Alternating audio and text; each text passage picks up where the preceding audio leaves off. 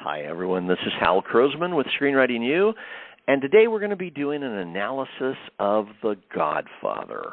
Now, it's always a movie worth analyzing, first because it's just, that movie, right? It's one of the movies that I think started to change people's lives a long time ago. For a lot of people, they still remember the moment they went and saw it in the theaters. I remember walking in the door at the point this movie was starting. It was right at the edge of starting, and I walked right in, sat down, and bam, it started. And from that point on, my life was different in one way or another. But this movie also had some huge successes. It won 5 Golden Globes. It was nominated for 11 Academy Awards and ended up winning 3 of them, including Best Adapted Screenplay. It was on almost every single list of the greatest movies of all time. Godfather is in the top 5. If you go to Hollywood Reporter's Hollywood's 100 favorite movies, Godfather's number 1. IMDb has the 100 greatest movies of all time, number 1. USA Today, 50 greatest movies of all time, number 1. So there's lots of reasons to take a look at this and see how it did and what made it amazing. But we're going to jump into that in just a moment. First, for those of you who don't know me, let me just tell you just a little bit about who I am so that you have some background. I'm a guy who came from the world of corporate training. I ran a training firm that worked with about 130 major corporations. During that period of time, we were famous for a thing we did called expert models. And what that meant was we went and analyzed the people who were in the top 1%, found out exactly how they did what they did, and then taught that to everyone else. And we had huge success in corporations over and over and over. They would say out of the last year's programs, ours was the number 1 program, just like this movie. We then brought that here. When we got to Los Angeles and started working with screenwriters and screenplays, and at that time we were doing some producing, I looked around and it was like almost all the screenwriting classes that I had taken and other people had taken, I just felt didn't live up to what they needed to. So we began creating expert models, and that's what we do. We create expert models right now having to do with screenwriters, having to do with how you work with the industry, how you break in, all kinds of things like that. And we'll talk about at least one of those today. So here's what we're going to do today. First, we're going to give just kind of a basic general model for a way to think about this movie. I could analyze this movie from 10 different directions. I'm just going to give you a couple here. Second, then we'll actually do an analysis. I have some things to say today that I think you'll look at and you'll go, oh yeah, they did do it that way. And I think that'll be helpful. And then third, we will talk about the upcoming class, writing a screenplay in 30 days. This class starts on Monday. And if you don't have this superpower yet, the ability and the confidence that you can write a screenplay in 30 days, this would be a great time to get it. This is, I consider this to be a superpower in this industry, and it's because I have seen so many writers who are up against heavy deadlines and are stressing out about it, where our writers that have gone through this program have almost no problem with deadlines in this industry. It makes that a huge difference, right? It makes a difference for their reputation. It makes a difference for their stress level, also their confidence. So this is an important thing. Plus, really, truly, what if in the time that it normally took you to write 1 screenplay, you could write 3? What kind of a difference would that make overall for you? So that's what that program's about. We'll talk about it at the end. If you can go to your handout, you'll see it says Analysis of Godfather, then the model, and the first question is, what makes this movie great? So I'll point to some things, and we'll see what you think. Number one on this, well, it's just a dot, but put intriguing concept and world. At that time, while there had been mob movies before, they had always done them in kind of a negative fashion. The mobsters were the bad guys. That's the first thing. They hadn't looked at the mob's families at all. And we hadn't looked at, this kind of incestuous world where, everybody is somehow connected to everyone else. And a lot of who gets the jobs, who does the work, and everything else is almost entirely based upon family. Second thing there, outstanding lead characters. I would say these lead characters were pretty incredible. And just from a perspective of how many people I've seen imitate Don Corleone, or Michael Corleone later on. It's like these characters stuck, and they stuck with us. And we were connected to their journeys, to their emotions, right? Which brings us to the next one, a challenging transformational journey. We've got a transformational journey where one character goes from being outside the family pretty much, he's the outsider, all the way to being the Don by the end of this single movie. That's a pretty strong journey. That's like Neo, who in the Matrix goes from being just a hacker to by the end he's the one. He's the only one that can subvert the Matrix. So this is the same kind of journey. It's just that strong. Then you'll see it says, but the real answer is, and this is really important, the real answer is, what makes this a great movie is the writer's decisions. The writer's decisions. Now, yes, people could argue that, it's the director, it's the actors, it's Marlon Brando, it's Al Pacino, it's all of that kind of thing. But the writers, and there are two of them, the writers, both in the book and here, made these decisions. They made critically important decisions that are the key to what made this movie amazing.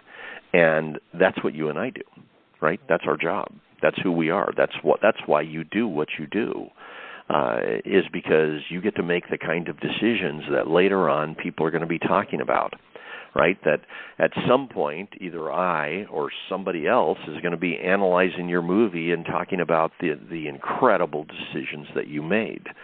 So I want you to always keep that in the forefront of your mind. You're making decisions not just to have something average or something that, okay, the story flows well. You're actually making decisions that are going to shift how people view life, how they think about things, right? How they apply some of the lessons that you brought to them, even though those lessons sometimes kind of came in an interesting disguise. And we'll talk about those when we get to the analysis. Number two, the transformational journey. So when you're looking and thinking about a transformational journey, a lot of times people look at it like, I'll say, what's the transformational journey? And they'll say an arc. Well, the character starts out as being weak and alone, and by the end, she's, strong and empowered.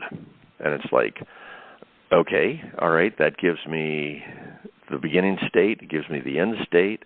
what happens to make that journey something we believe? Right? If you go back to Neo, if you just did that, if you gave us that beginning and that end, somebody goes from being a low-life hacker to being the only one in humanity who can crack that code. What did he have to go through to get there? And so it's the same thing here. So first line there, it says, it must, put these words, change their life.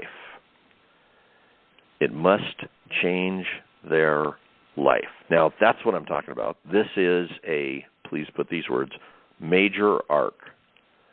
So if you had something where it's like, well, they started out being, the head of their department, and then they end up being the head of their division, and it's like, okay, yes, that is a change, but how does that really change their life? What's going on there? That's something that completely shifted them down to the core, right? Which is what you're looking for. The journey, by the way, and this is the other thing that I see, sometimes people don't notice. The journey is both external and internal.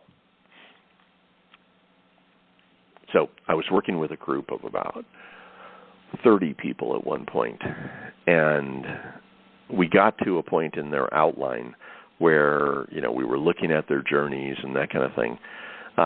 What I noticed was the people who were focused on the internal of the characters had internal journeys and often no external journey at all.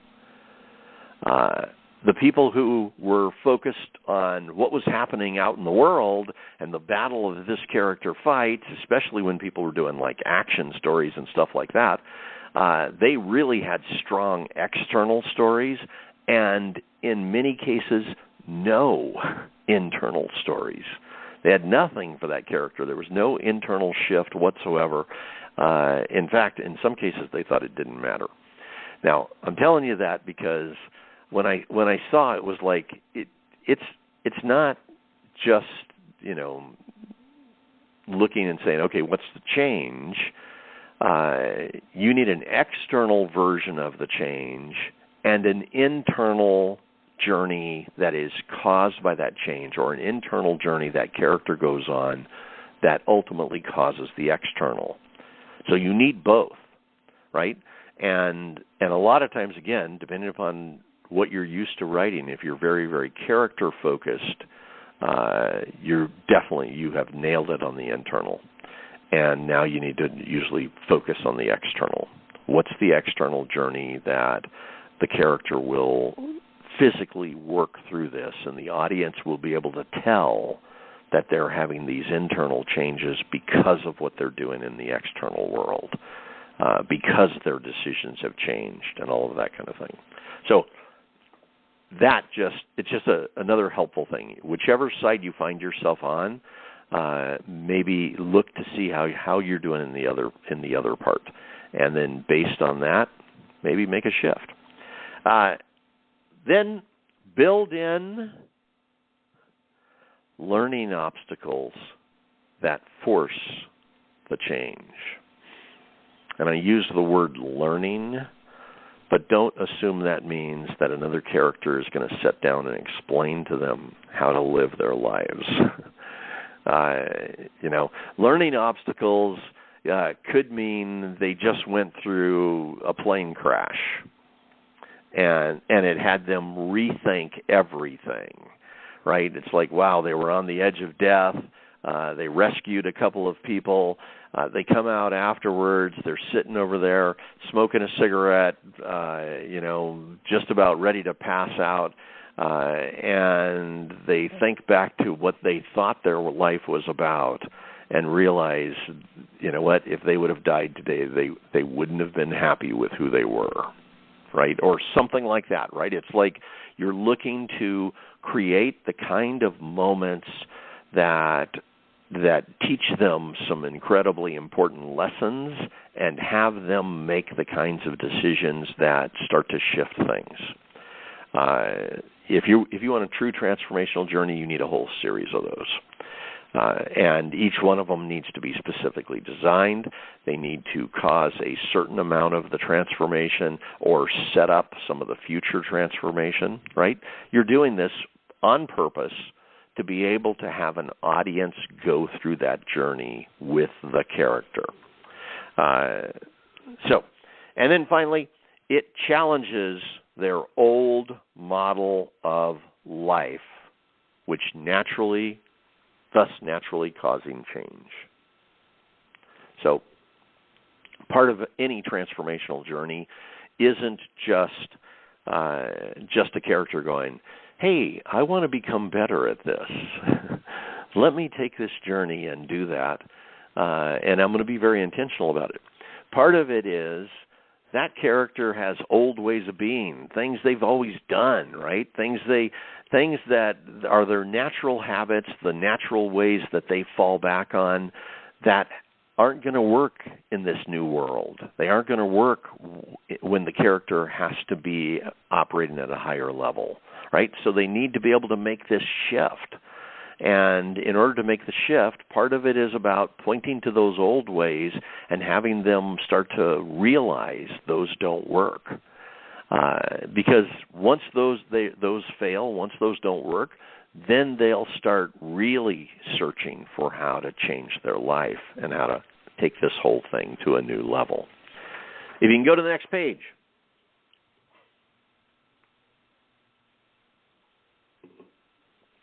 Incredible lead characters. Incredible lead characters. So I'm going to analyze the Godfather and how this works with it in just a moment, but let's just fill in these blanks. First, you need lead characters that deliver the concept powerfully. Now, let me just tell you this so that you know. Producers, and I've interviewed producers, I've been a producer, I've worked with producers. Producers look at a project in the very beginning just from the pitch, from the concept. And so let's say you only have 1 minute to pitch a producer. And they say, go ahead, what do you have? Right? Or it's one of those things where you just pitch something and they say, what else do you have? When you do those, the easiest way to do that is to say, give them genre, title, and high concept. Right? So like with this one, you might say something like, I have a mob movie, genre, titled The Godfather, and it's about how Michael Corleone goes from being a complete outsider to taking over the mob and killing the heads of the 5 families. Stop right there. So you just said your pitch, right? Okay, if the producer requests that, here's what they're thinking, because I've talked with 100 of them about this. I've actually said, so you heard a pitch and you requested the script. So first, what got you to request it? I'll ask them all those kinds of questions. And then I said, all right, okay, so now you've requested the script, you get the script, right? What are you thinking? And here's what a lot of them have said. A lot of them have said some version of, when I heard the pitch, I thought, I can sell that, right? And in a producer's world, you know, a lot of times people are like, okay, the producer's going to buy it. But in a producer's world, here's what the producer does. They go out and they attach some elements, right? They get a couple of actors, they get a director attached. They then take it and either go to a funding source or they go to a distributor. The distributor might be the studios, it might be the streamers, right? If they can get a distributor attached, a lot of times the funding automatically comes with that. If they can get a distributor attached without funding, then they go to a funding source. And the funding source puts up the money because they're going to be on Netflix or whatever, right? So the producers just saw all of that when you did your pitch. They didn't just hear a story. They heard, okay, you picked a genre that makes sense. People are interested. You have a great title, right? The Godfather. You have a story that I think people will want to watch. Love the concept. All right, now everything you say or everything that your script does has to pay off on that pitch. The producer, and this is back to my question in the beginning. I tell the producer, okay, you heard the concept and the pitch. Now you've got the script. What are you thinking before you start reading it? And their answer is, I'm hoping that it will deliver on that pitch powerfully so that I can make this movie. So here's where we're starting. Lead characters that deliver the concept powerfully. Now, I know you already wrote in concept, but this is the big key. If you are looking at your lead characters and they could be in any other movie, you need to rethink them. They should be the perfect characters for this concept. You should be able to list the concept and then right underneath that list the lead characters. And when we read the definitions or the descriptions of the lead characters, we go, oh my God, those are the perfect characters for that concept. Right? If you have that, now you just doubled or tripled the chance the producer's going to say yes.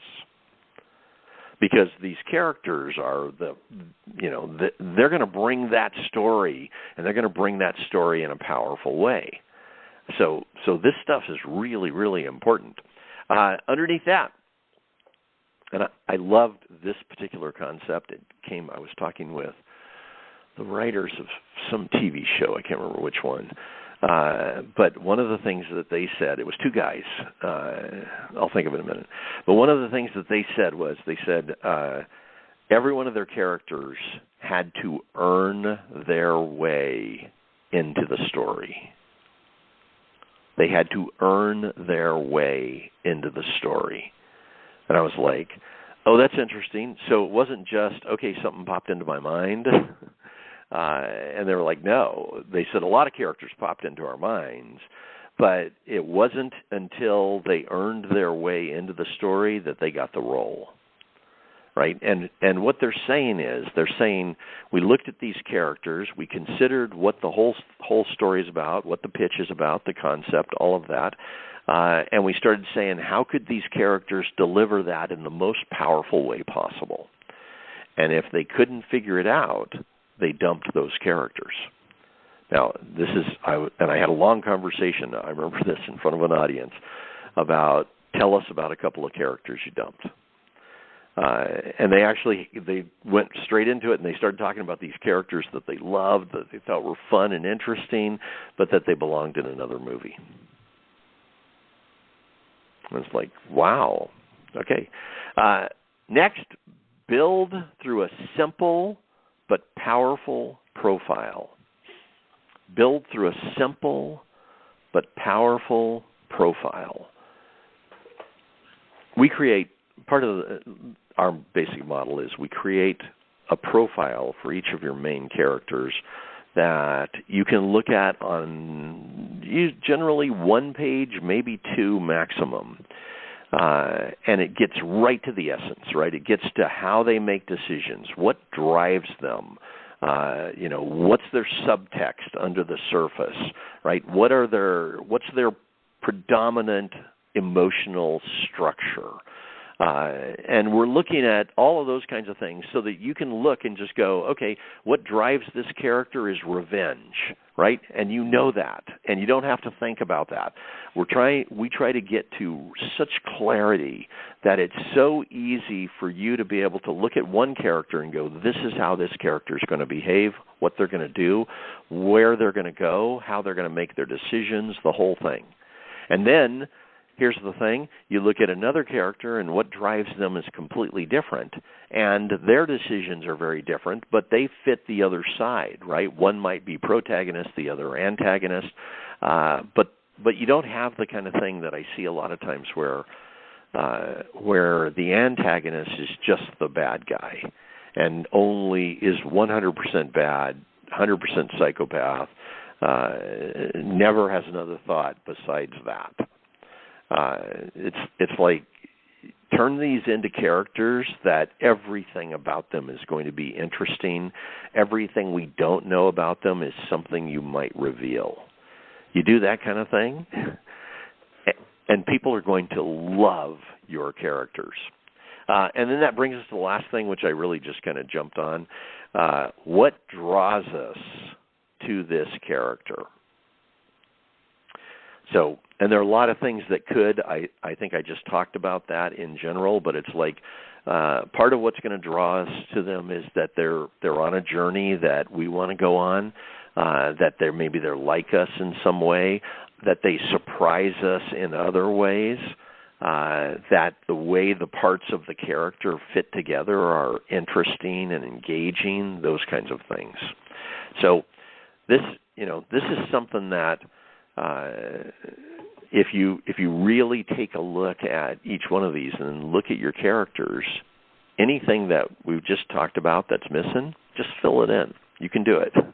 And then what happens is you have a better character. You also now, maybe have a better process for being able to create characters. And then we'll talk in just a little bit. I'll come back to number 4, talking about how you write a script in 30 days. But for the moment, let's now look at The Godfather.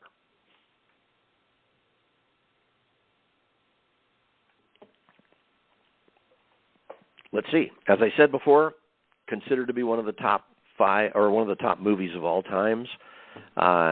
Won 5 Golden Globes, 3 Academy Awards, right? Pretty amazing. It was based on a book by Mario Puzo, which was a best-selling book. The screenplay was by both Mario Puzo and Francis Ford Coppola. It was directed by Francis Ford Coppola, so he got to make all the decisions.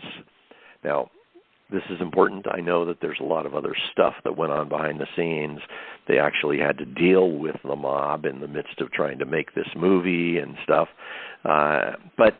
But in general, this is Francis Ford Coppola's movie. And I'm going to tell you some things in just a moment that I think are pretty important about that. But let's just go to one other fact that just surprised me to like you wouldn't believe. This was a low-budget movie. I never thought of it as a low-budget movie.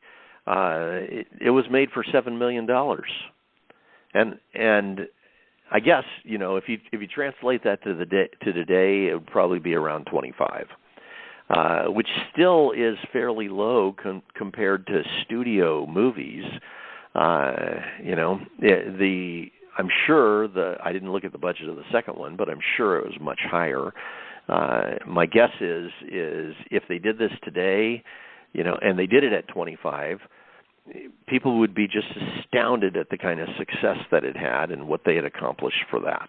So the movie actually made $246 million, which was unbelievable money in that time. That's 40 times its budget. Pretty strong.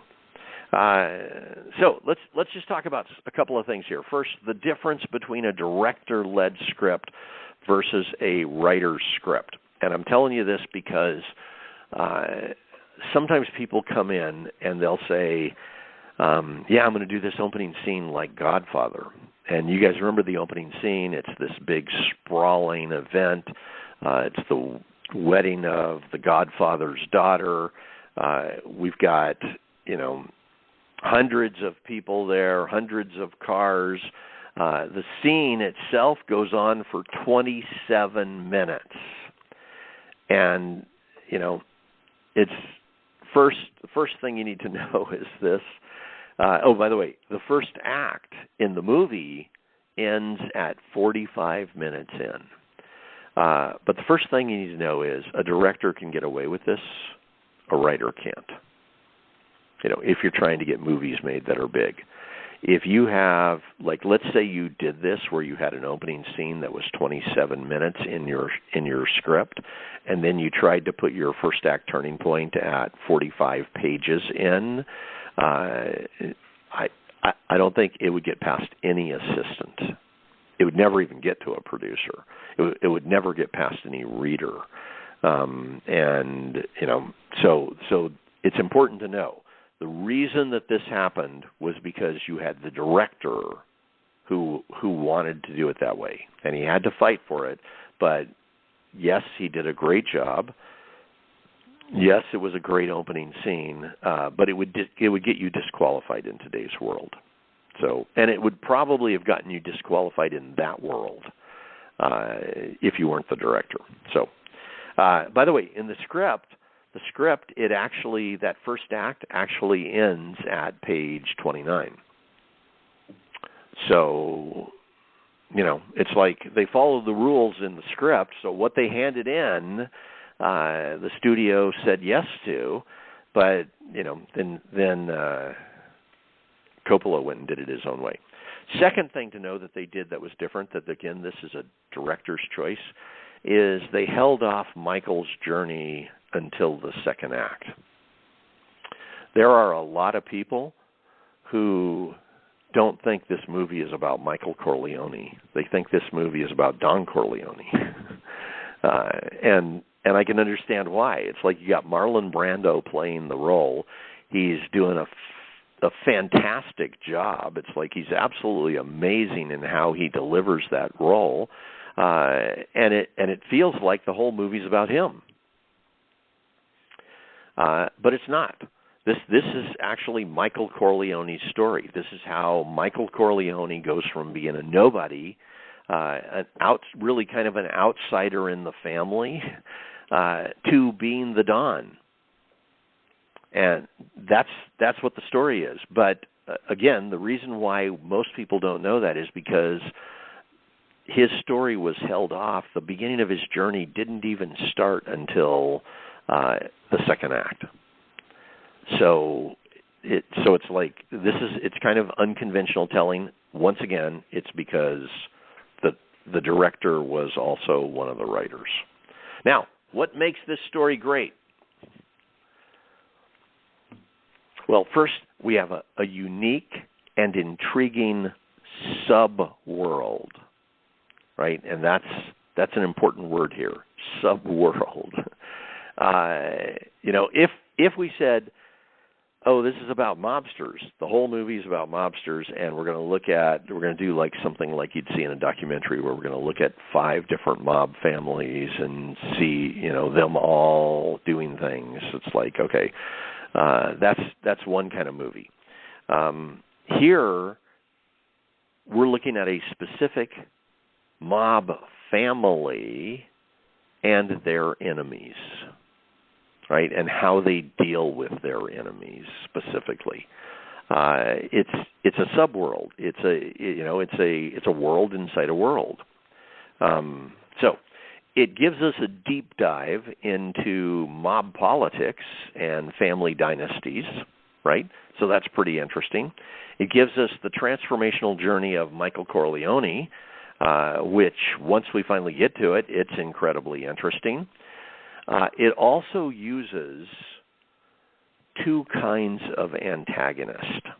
And you may or may not have noticed this, but we've got what I would call overt antagonist, clear, obvious antagonist, clear, obvious bad guy. And then we've got a covert antagonist that is, the hidden antagonist behind stuff. And one of them is in the first 2 acts, and the other one shows up in the second 2 acts. So I thought that was pretty interesting, the way they did that. And maybe I should tell you who those are in just a second. Let me just see if we'll come back to that. And it's got amazing characters who are dealing with intense conflict, right? There's a lot of subtext. It's also got intriguing dialogue, and they did something in multiple ways here that certain lines of dialogue just poured into our own communication. At the point that this movie came out, I was just starting the whole thing, stepping in, or actually it was like 4 years later, I stepped into the world of corporate training, and I was at a company, and I remember the boss in the room that was like a mid-level manager says, "Well, let's just make them an offer they can't refuse." And everybody in the room laughed, and then he was like, "No, I really mean it." and they're like, "Do you want to send a horse's head over?" But you know what? He was trying to figure out how to set it up so that the deal they were working on couldn't fail. And so he was trying to find something that was so strong that they couldn't say no. But it was like that. The other lines I heard during that period of time was I actually heard people say things like, "That's my family, Kay. It's not me." And it's not personal. It's business. So that had shown up in the world of the corporate world. I heard some of those lines also. In fact, I've heard every one of those lines in comedy routines, and I've seen every one of them in some kind of sitcom along the way. So, when you're writing stuff and you come to lines like that, if they're not delivering like that, if they're not something that you go, "Wow, that would be catchy," I just brainstorm the hell out of them. Find 10 different ways to say the line until you get one that people are going to hook into and want to say from that point on. One other thing that I thought, and actually I'll give you a couple of things, and then we'll go into Michael's journey. But why did we fall in love with these mobsters? Now, let me just tell you a situation that happened with us. I was at one of these conferences like 4 or 5 years ago, and this lady's like, "I can't have my protagonist doing something negative." And I said, "Why?" And she's like, "Well, then people won't like her." And I was like, "Okay, let me just ask you a question. Have you ever seen The Godfather?" And she goes, "Yes, it's one of my favorite movies." And I said, "Oh, cool. So what do you think about the family, the Corleone family?" And she goes, "They're incredibly cool." I was like, "All right. So which of those murderers do you like the best?" And she was kind of stunned. And I was like, "Because you're admiring them, I'm admiring them. Probably most of the people in this room admire them, but they're all murderers. Other than Tom Hagen, they're all murderers." And it was like, I said, "So don't feel bad, but please start thinking about how you can give that lead character some depth and how you can actually give them something that they do that's not quite just peachy, keen, pleasant, sweet as can be, and see if you can make that character more interesting." Right? And it's like, I think that's important. So we fell on these mobsters. It's like, why do we fall in love with them? Why are we okay with the fact that they're routinely talking about killing other people's families and things like that? And, I think part of it is it's kind of there's a fantasy there. There's a fantasy of wealth and power that's there, that that audiences want to live into in some way. These are intriguing characters in intriguing worlds, right? The whole make them an offer he can't refuse thing, it is a serious matter. That's pretty scary in real life, but they're intriguing. They have unique strategies that are kind of surprising. The horse's head in the bed. We hadn't thought of that before. The restaurant meeting where Michael kills another mobster and the chief of police. The baptism at the end where Michael's having a baptism for his only godson, and this should be a wonderful occasion. But while this is going on, he's having the heads of the 5 families killed. All of these are unique and interesting strategies that, Plus, then the other side is there's the distressful situations. There's the father is shot 5 times. Sonny is killed. Michael's wife is killed. The other mob families are plotting against them. It's like, so because of that, we feel empathy for them. We're concerned about them. We're worried about them. So they've set it up intentionally where we fall in love with this family. We know that they also take good care of their family, and that's also pretty important. Now let's talk about the Michael Corleone story, because this is the other part. Michael, first he comes in as the most normal of the Corleones, and I'm going to walk you through the steps of his journey here as we go.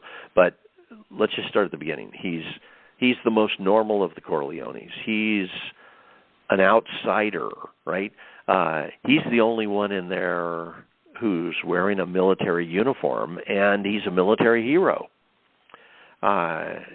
He has to justify his family to his date, which, by the way, I don't know how your family is or what your life was like, but everybody I know has been through that.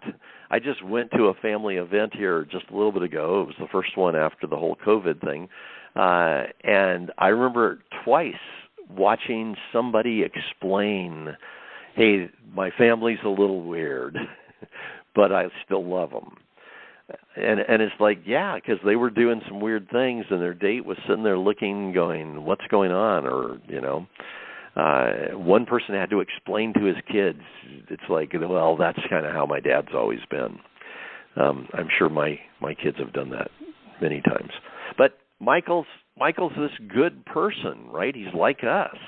And he doesn't approve of their ways in the beginning, kind of just like us. So we connect with him, right? So his journey,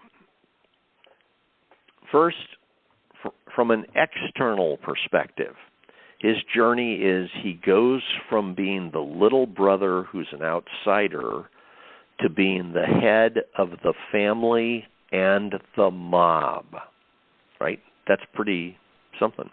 His internal journey is he goes from being separate and, not emotionally ready to this, to being a really powerful leader by the end. So, that's important. The steps of his journey.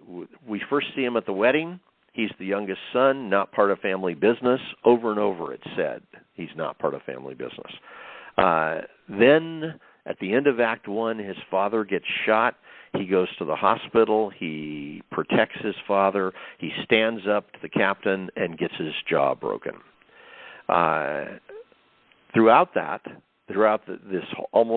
entire second act at that point, or at least half of the second act, they're continually saying, Michael can't do anything, let's send Michael some way, blah, blah, blah.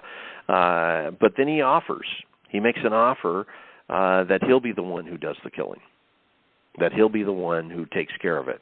And that takes us to the restaurant. This is the midpoint of the movie. At this point, he goes to the restaurant. He talks with Sollozzo and the captain, and he then kills them both. So we're at the midpoint of the movie. Now he gets sent to Italy because they're trying to protect him. He is definitely going to get killed otherwise. They send him to Italy where he gets married, where he learns a lot about his own culture. He finds out about his past, all of that kind of thing, or his family's past. And then he gets the news that Sonny has been killed. Then the next day, his wife is killed in a car bomb that was meant for him. So this guy, if you just watch the things that have happened, he is being forced into considering this whole thing as a war. Now, remember, he just came back from the war. He's a war hero. He had to protect his father, who was shot. He had to kill two people. He then has his brother killed and his wife killed. He's now returning home as a warrior. So when he comes back home, his father, the Don, starts coaching him in how to take over the business. But he's not taking over the business because he wants to make money. He's taking over the business because he wants to make things right. So at the baptism of his godson, after his father dies, he lets loose. And at that point, he kills the heads of the 5 families. And the movie ends with him being given respect as the new Don. Now, I think that's a pretty amazing journey. And that's why I keep saying this is Michael's story. It just happened to be that the Don Corleone was played so well that people got attached to him. But here, let me go to this other part that I wanted to tell you. The overt and covert antagonist. If you look at the first half of the movie, all the way up until the restaurant killing, the antagonist in the first half of the movie is Sollozzo, right? He's the guy who has come to them to offer this deal. He wants to get a couple of the families involved in running drugs, and Don Corleone turns him down. And then he has Don Corleone shot, right? So he is a clear, wide open, in front of your face antagonist. And we know it all the way through. Once he has Don Corleone shot, then he's trying to make a deal with them, but he's basically trying to make a deal with them for them to fold their family under his. And he is doing it in a way where he's going to have control of them from this point on. In the midst of him making that deal, he also continually is threatening them. He's saying, things like, come in with us, Tom. Come in with us, Tom. It'll keep your family safe. And if you don't, I don't know what I'll do, right? It's like they're all implied threats. They're all over the place. So he's the antagonist up to this point. At this point, Michael, at the midpoint of the movie, Michael kills him. Now, once that happens, Barzini emerges. He's the covert antagonist. He is the one who actually has been behind this whole thing and everything that's happened up until this point. His purpose all along was to take over, and he step by step moves into that, but he's still doing it in a covert way. It isn't until the very end that Michael gets really clear that he's the guy. His dad had actually told him at one point, Barzini is behind this stuff. Watch Barzini. And in the end, Michael takes him out. So I thought it was really interesting to see that, right? We had an antagonist that was very overt, and we had an antagonist under the surface that was actually running things the entire time, and ultimately both of them end up meeting their, the end. So let's go back to this. Number 4, on writing a script in 30 days, because this, again, I think is a superpower. So let's fill in some of those blanks. It says, value. Trust in your ability to move things forward. I have done this myself. I've had this problem. I've seen lots of other people who have done so. You get to a certain point and you realize it's going to take you 6 months to write a script.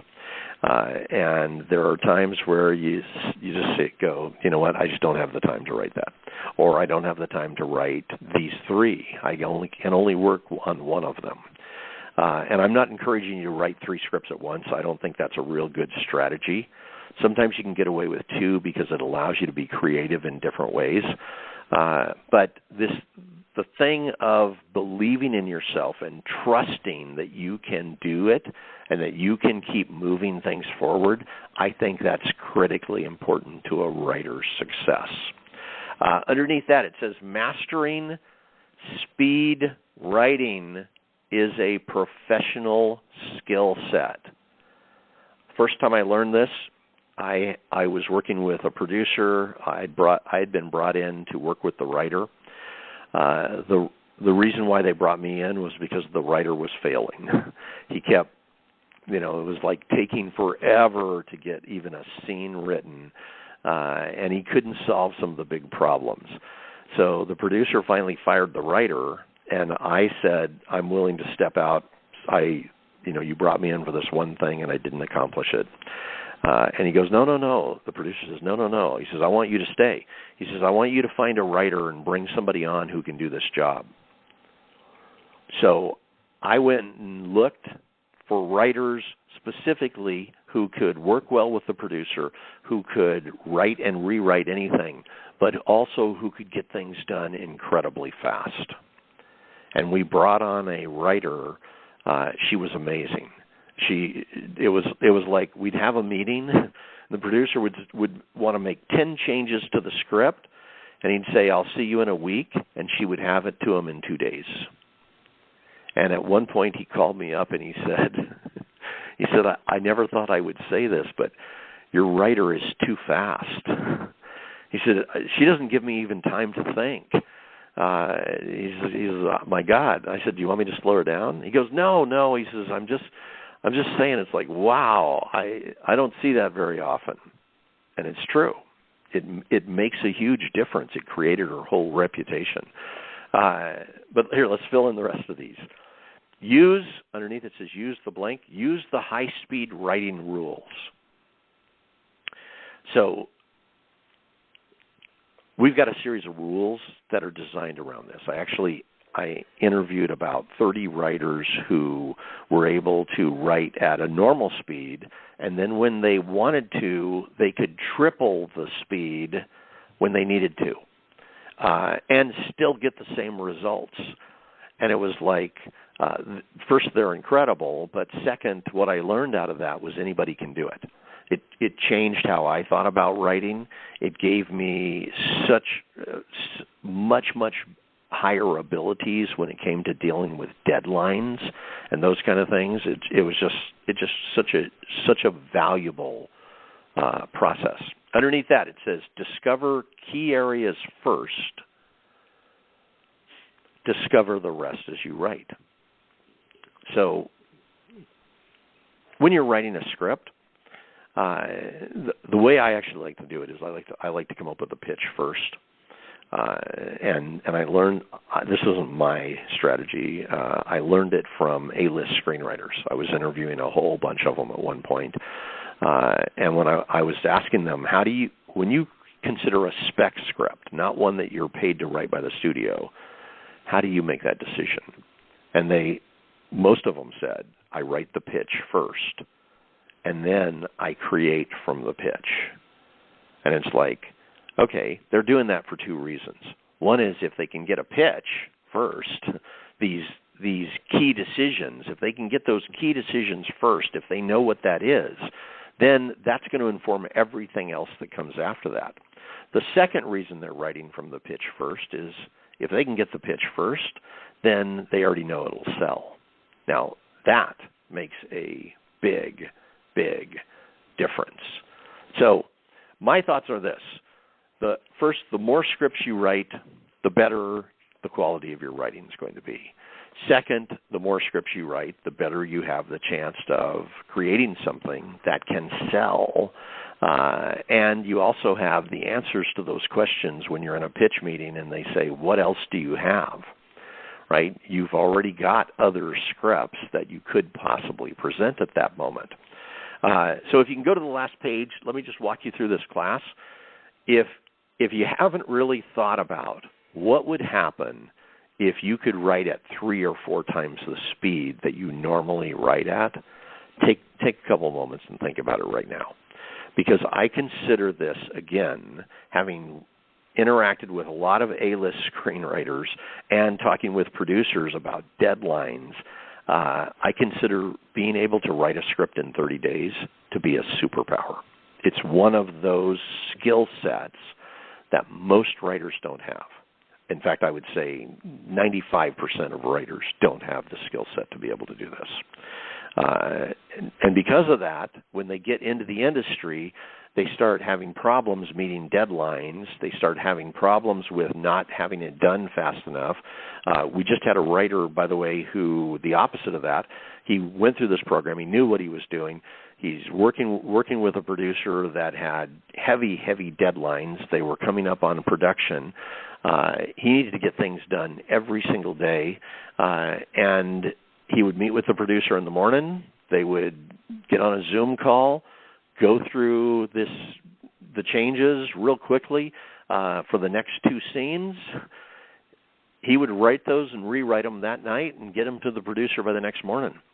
And he said he did that every single day during that period of time.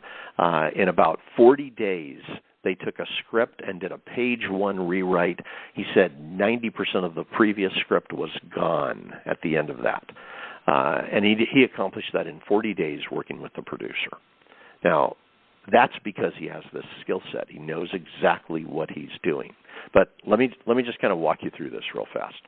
This is a program that starts on Monday, by the way. It starts on September 5th. So if you would like to, 30 days from now, have another script that you have completed, consider joining us for this. You'll absolutely love it. But the first part of it is learning the high-speed writing rules. Again, this came from about 30 writers I interviewed who are able to write at incredible speeds. And I had huge breakthroughs in the midst of interviewing them. In the beginning, I thought, you just write how you write, right? Sometimes it comes to you fast, sometimes it comes to you slow. But they weren't that way. They were like, okay, I can choose to have this story come to me at 3 times the speed it normally does. I have certain strategies that I can work that actually makes it a fun game for me to be able to do this. So first thing you'll learn is those, because what you're going to do is write a script in 30 days. Then from there, it's about the transformational journey. I talked a bunch about that in here. But we have a very specific model that has your story become something that an audience gets deeply engaged in, and they go through the change with your lead character. Understanding this is going to make every script you write better, just because you will be delivering more powerful transformational journeys that will cause audiences to be emotionally engaged and live that journey.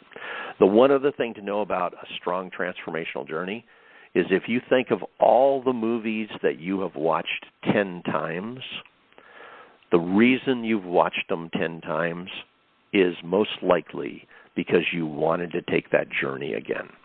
Now, I know you love the characters, absolutely, but it's the journey that we're wanting to go on again, right? And it's like this is something I talk to people all the time, and I'll say, how many times have you seen The Matrix?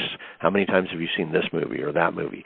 There are certain movies that they have seen over and over and over and over and over again, and it's like, what causes you to watch it again when you already know everything that's going to happen? Right? What causes you to watch it again when you can quote all the actors' lines? It's the journey, right? You're getting to go through this change of life. It's amazing when it's done well. So the reason I say that is because this is part of creating the kinds of scripts that people will watch over and over and over and over, and they will remember you from. So it'll make a difference. And then the third part is, of course, the specific 30-day screenplay model. Once you learn this model, you can use it with any script you write from now on. Now, you don't have to write a script in 30 days after that, but you'll have it, and you'll know what to do. And if you end up coming up against that, and you have a producer who needs a script written in a short amount of time, you can do it. We had one writer who he called me up and he said, "You're not going to believe what I just did." And I was like, "Okay, what?" And he said, "A producer came to me, needs this script. They're going to go into production. He's scrapping the thing the other guy did because it was so bad. I wrote the script for him in 11 days." And he did it using this model. It's just, he speeded it up. He took my ×3 model and speeded it up to ×9. And it's like, yeah, that's possible. We have another writer who recently made a deal on a script, a thriller, that she wrote in 14 days. And this stuff, yes, I know that somebody could become really passionate about something and be able to do it, but both of those writers had a specific model. They knew exactly what they were doing. They knew how to set it up so that they could write it very, very fast, and they've already done it before. So, and they did it in this class, by the way. So that's what this whole thing is about. It's like, if you can get to where you can write a script in 30 days, you're going to be somebody that is highly valued in this industry.